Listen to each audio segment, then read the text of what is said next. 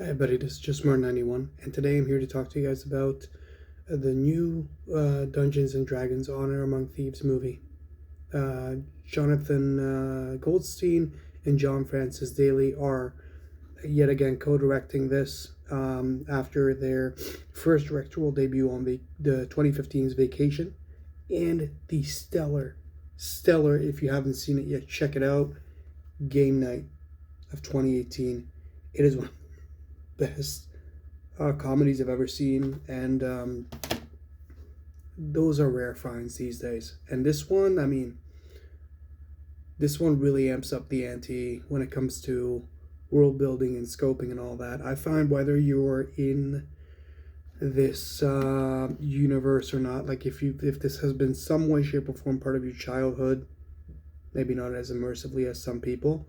For me personally, I have memories of grade school and grade three when friends of mine basically pitched me an adventure book which had basically the same concept of choose your own adventure, kind of pick your own hero, elf, dwarf, all that. And it's I feel like if you grew up in the 80s, 90s, or 2000s in some way, shape, or form, it was part of your childhood, whether you intended it or not. If you were in school and this kind of thing went around, it's been trending, and frankly, in some way, shape, or form, you came around it.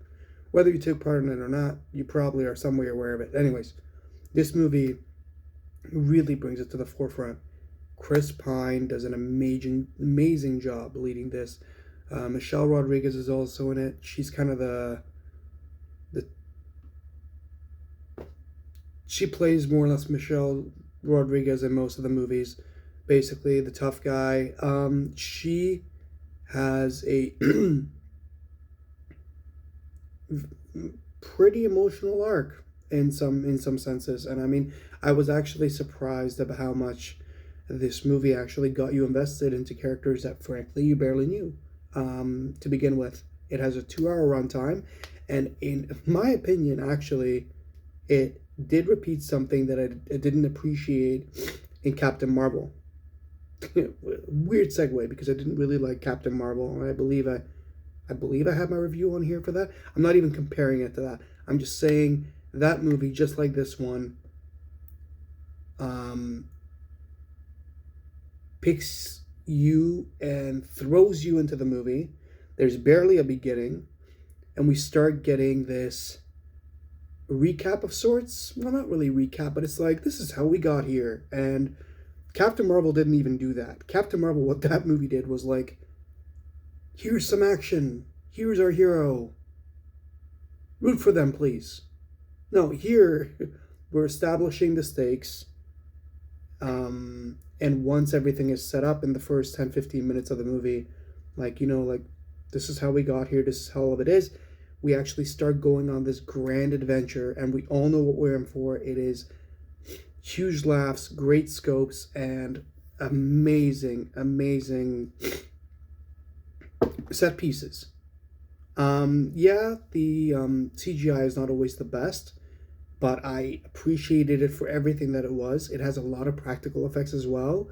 It was actually marketed and pitched as, at least from the director's point of view, as a very Steven Spielberg, Indiana Jones kind of inspired 80s, 90s action adventure set piece in today's climate. And I love that. I love that. I love that we actually got back to the fantasy genre and we are taking it in a whole other direction. So, notable mentions, honestly. It's basically a couple characters that I appreciated in the movie. Like, everything was fun and written in a certain way. Hugh Grant did a great job. Chris Pine was amazing. Justice Smith, Sophia Lillis. It's very much one of those things, but the one that really amazed me, and they actually, in the movie itself, they kind of hyped him up, I guess, was Roger Jean Page, I think you pronounce his name. And he played a character called Zank, I believe. He's a paladin, and it was kind of, to me, it came off as kind of this almost NPC character.